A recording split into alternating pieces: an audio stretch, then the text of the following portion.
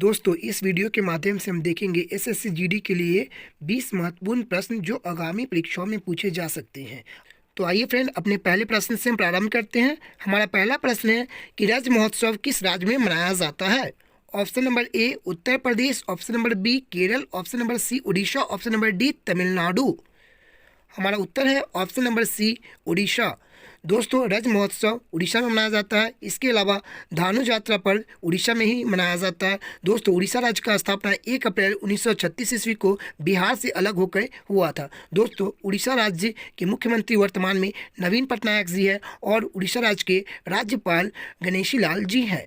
दोस्तों आइए अगले प्रश्न की ओर बढ़ते हैं। हमारा दूसरा प्रश्न है त्रिपुरा राज्य के मुख्यमंत्री वर्तमान में कौन है। हमारा दूसरा प्रश्न है त्रिपुरा राज्य के मुख्यमंत्री वर्तमान में कौन है। Option A Biplab Deb, option B Naveen Patnaik, option C Manik Shah, option D इनमें से कोई नहीं। दोस्तों यहाँ पे ऑप्शन सी डबल हो गई है, कोई बात नहीं। आइए हम देखेंगे आंसर। यहाँ त्रिपुरा राज्य के मुख्यमंत्री वर्तमान में मानिक शाह जी हैं। दोस्तों त्रिपुरा राज्य एक ऐसा राज्य है जो बांग्लादेश से तीनों ओर से घिरा हुआ राज्य है। दोस्तों आइए अपने हम तीसरे प्रश्न की ओर चलते हैं। हमारा तीसरा प्रश्न है कि राष्ट्रपति पर महाभियोग किस अनुच्छेद के तहत लगाया जा सकता है। राष्ट्रपति पर महाभियोग यानी कि राष्ट्रपति को हटाने की प्रक्रिया किस आर्टिकल के तहत लगाया जा सकता है। अनुच्छेद 72, अनुच्छेद 60, अनुच्छेद 61, अनुच्छेद 52। दोस्तों हमारे यहाँ पे आंसर होगा राष्ट्रपति पर महाभियोग अनुच्छेद 61 के तहत लगाया जा सकता है।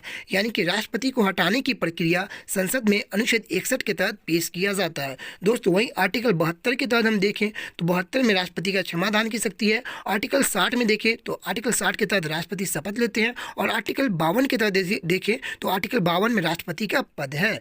दोस्तों आइए अपने अगले प्रश्न की ओर चलते हैं। हमारा अगला प्रश्न है कि मूल संविधान में भाषा की संख्या कितनी थी। तो मूल संविधान में भाषा की संख्या option A 18, option B 15, option C 14, option D 22। दोस्तों हमारा आंसर यहाँ पे ऑप्शन नंबर सी मूल संविधान में भाषा 14 थी और अभी वर्तमान में भाषा हम देखें तो टोटल 22 भाषा है।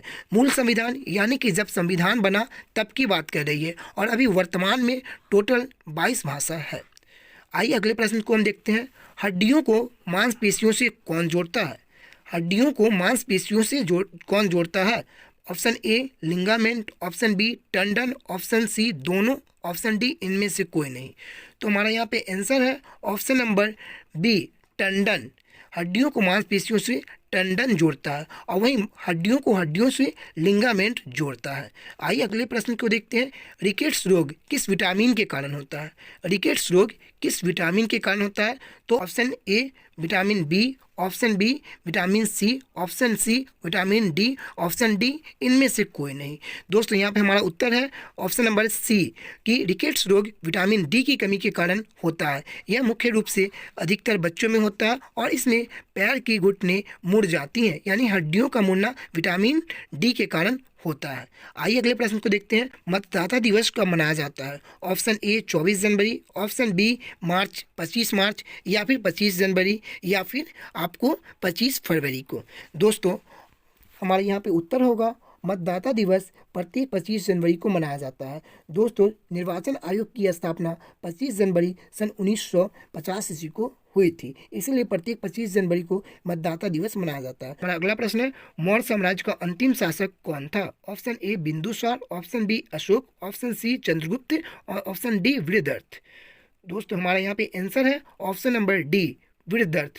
मौर्य साम्राज्य का अंतिम शासक वृहदर्थ थे। वही हम देखें कि मौर्य साम्राज्य का जो प्रथम शासक थे या संस्थापक थे वह चंद्रगुप्त मौर्य थे।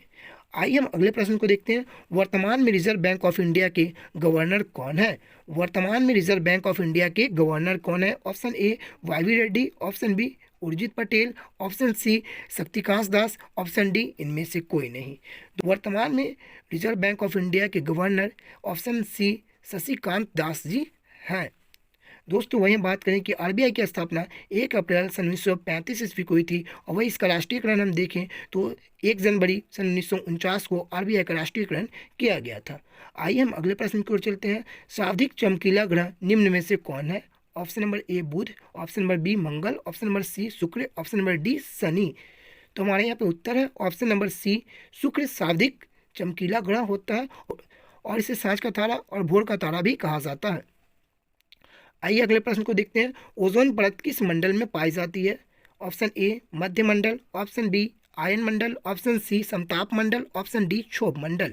तो दोस्तों ओजोन परत यह मुख्य रूप से समताप मंडल में पाई जाती है। ऑप्शन नंबर सी इसका उत्तर है। वही हम देखें कि ओजोन परत की मोटाई किस यूनिट द्वारा मापी जाती है, तो ओजोन परत की मोटाई यह डॉप्सन यूनिट से मापी जाती है। और दोस्तों वही हम देखें कि ओजोन दिवस कब मनाया जाता है, तो प्रत्येक 16 सितंबर को ओजोन दिवस के रूप में मनाई जाती है। आइए फ्रेंड्स अपने अगले प्रश्न को देखते हैं। गौतम बुद्ध को ज्ञान की प्राप्ति किस वर्ष की आयु में हुई थी? ऑप्शन नंबर ए 35 वर्ष की आयु में, ऑप्शन नंबर बी 30 वर्ष की आयु में, ऑप्शन नंबर सी 29 वर्ष की आयु में, ऑप्शन नंबर डी 39 वर्ष की आयु में। तो दोस्तों गौतम बुद्ध को ज्ञान की प्राप्ति 35 वर्ष की आयु में हुई थी। दोस्तों गौतम बुद्ध ने गृह त्याग 29 वर्ष की आयु में किया था और 6 वर्ष की आयु में यानी कि 35 वर्ष की आयु में इन्हें ज्ञान की प्राप्ति हुई थी। आइए अपने अगले प्रश्न को देखते हैं। लेवेंडर महोत्सव किस राज्य में मनाया जाता है? लेवेंडर महोत्सव किस राज्य में मनाया जाता है? तो option A Ladakh, option B Jammu Kashmir, option C Bihar, option D Tripura.